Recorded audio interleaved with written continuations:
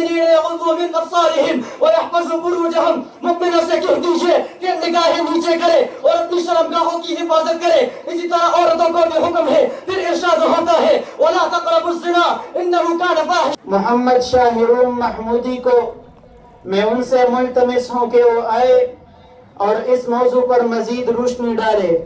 محمد شاہ روم محمودی، متعلم درجہ ثالثہ۔ السلام علیکم ورحمۃ اللہ تعالی وبرکاتہ۔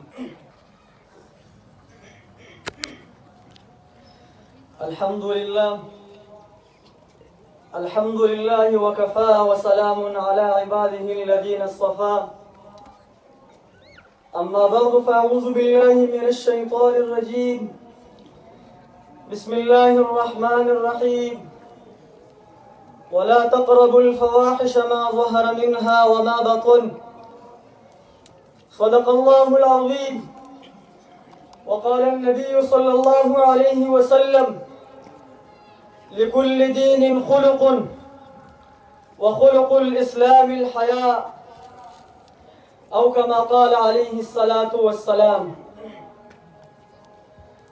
میری بہن تو حیا کر، میری بہن تو حیا کر، یوں جسم کو دکھا کر، سر سے ردا ہٹا کر، خود کو بنا سجا کر، سڑکوں پہ مت چلا کر۔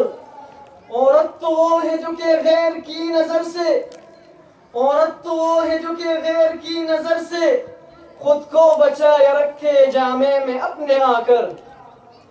عظمت وقار عفت پردے کی ہے بدولت، عظمت وقار عفت پردے کی ہے بدولت، پردہ ہے تیری عزت، عزت کو رکھ بچا کر، میری بہن تو حیا کر، میری بہن تو حیا کر۔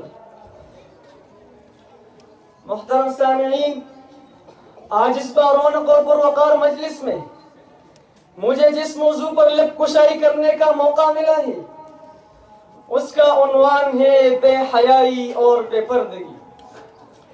اللہ تعالی ہم سب کا خالق، مالک، مربی اور حاکم ہے۔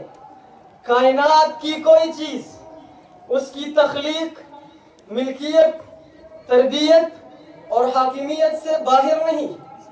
اسی نے انسانیت کی فوز و فلاح کے لیے انبیاء کرام علیہم السلام کو مبعوث فرمایا، اور سب سے آخر میں حضرت محمد صلی اللہ علیہ وسلم کو خاتم النبیین بنا کر رہتی دنیا تک کے انسانوں کے لیے مقتدا، پیشوا اور اسوہ حسنہ بنایا۔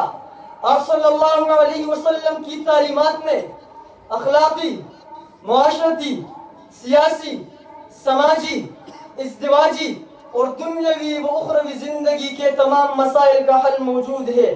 رسول اللہ صلی اللہ علیہ وسلم نے کامیاب زندگی گزارنے کے تمام اصول و آداب امت کے سامنے پیش کر دیے۔ قرآن مجید میں ارشاد باری تعالی ہے لَقَدْ كَانَ لَكُمْ فِي رَسُولِ اللَّهِ أُسْوَةٌ حَسَنَةٌ لِمَنْ كَانَ يَرْجُو اللَّهَ وَالْيَوْمَ الْآخِرَ وَذَكَرَ اللَّهَ كَثِيرًا۔ تم لوگوں کے لیے، یعنی ایسے شخص کے لیے جو اللہ تعالیٰ سے اور روز آخرت سے ڈرتا ہو اور کثرت سے ذکر الہی کرتا ہو، رسول اللہ صلی اللہ علیہ وسلم کی زندگی میں ایک عمدہ نمونہ موجود ہے۔ محترم سامعین، کیا صحیح ہے اور کیا غلط، کس کو اپنانا چاہیے اور کس سے اجتناب کرنا چاہیے؟ کن چیزوں کو اپنانے سے ایک صالح اور پاکیزہ معاشرہ وجود میں آتا ہے اور کن چیزوں کو اختیار کرنے سے معاشرہ داغدار ہوتا ہے؟ یہ سب کچھ آپ صلی اللہ علیہ وسلم نے اپنی تعلیمات میں واضح فرمایا۔ رسول اللہ صلی اللہ علیہ وسلم نے مردوں اور عورتوں کو عفت، عصمت، پاکدامنی اور شرم و حیا اختیار کرنے کا درس دیا، جس سے معاشرہ پاکیزہ اور صالح بنتا ہے۔ رسول اللہ صلی اللہ علیہ وسلم نے ارشاد فرمایا لِكُلِّ دِينٍ خُلُقٌ وَخُلُقُ الْإِسْلَامِ الْحَيَاءُ، کہ ہر دین کا ایک اخلاق ہوتا ہے اور اسلام کا اخلاق حیا ہے۔ حیا ایک ایسی صفت ہے جو منکرات و قبیح چیزوں سے اجتناب کرنے پر ابھارتی ہے اور ادائے حقوق میں کوتاہی اور تقصیر سے منع کرتی ہے تاکہ معاشرہ انارکی اور فساد سے بچ جائے۔ حیا مومن کی صفت ہے، ایمان کی شاخ ہے، ایمان میں داخل ہے۔ صحابہ کرام رسول اللہ صلی اللہ علیہ وسلم کے بارے میں فرماتے ہیں کہ آپ صلی اللہ علیہ وسلم پردہ میں رہنے والی کنواری لڑکی سے زیادہ باحیا تھے۔ رسول اللہ صلی اللہ علیہ وسلم نے انسانوں کے دلوں میں حیا کے جذبات کو پروان چڑھایا، شرم و حیا والی کیفیت سے باہر کیا۔ قرآن مجید میں ارشاد باری تعالیٰ ہے قُلْ لِلْمُؤْمِنِينَ يَغُضُّوا مِنْ أَبْصَارِهِمْ وَيَحْفَظُوا فُرُوجَهُمْ، مومنوں سے کہہ دیجئے کہ نگاہیں نیچے کرے اور اپنی شرمگاہوں کی حفاظت کرے۔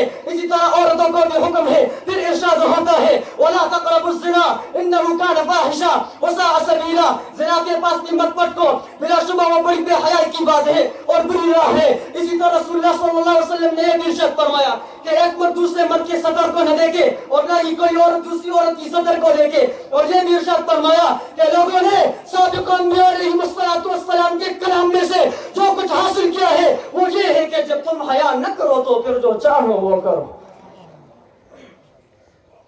محترم سامعین، شریعت مطہرہ نے شرم و حیا کی بقا، توالد و تناسل کے سلسلے کو آگے بڑھانے اور مرد و عورت کی جنسی تسکین کے لیے نکاح جیسے خوبصورت بندھن کا حکم دیا، جس کے نتیجے میں مرد و عورت کا آپس میں مودت و رحمت کا رشتہ قائم ہوتا ہے۔ پھر اس کے ذریعے رشتہ داریاں، خاندان، معاشرہ اور سماج وجود میں آتا ہے۔ اسلام نے عورت کو گھر کی ملکہ بنایا جس سے گھر کا چراغ روشن ہوتا ہے، لیکن اسلام کے نظریے کے برعکس مغربی تہذیب کے دلدادہ لوگ عورت کو گھر کی بجائے شمع محفل اور سامان عیش بنا کر بازار میں گھسیٹ لے آئے۔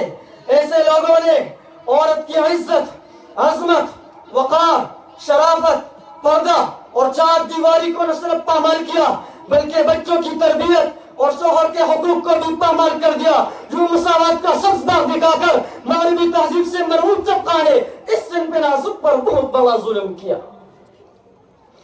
تعلیم لڑکیوں کی ضروری تو ہے مگر، تعلیم لڑکیوں کی ضروری تو ہے مگر خاتون خانہ ہو صبا کی پری نہ ہو۔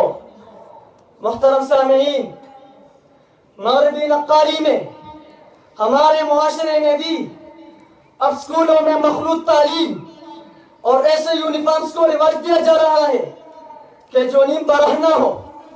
اگر اس مخلوط نظام یا اس بے حیائی کے لباس پر اعتراض کیا جاتا ہے تو ان کو قدامت پسند اور دقیانوس کہہ دیا جاتا ہے۔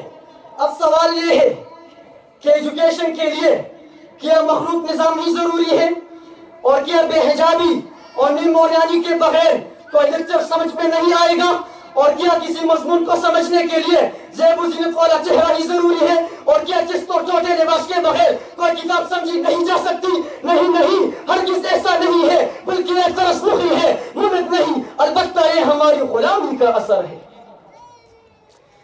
محترم سامعین، اگر اپنے نسلوں اور اپنے معاشرے کی اسلامی روح کو بچانا ہے تو ان باتوں پر غور کرنا ہوگا اور آنکھیں بند کر کے ان کے پیچھے چلنے کی بجائے اسلامی طرز تعلیم کو رواج دینا ہوگا، تب جا کر آئندہ نسلوں کا بچاؤ ممکن ہوگا۔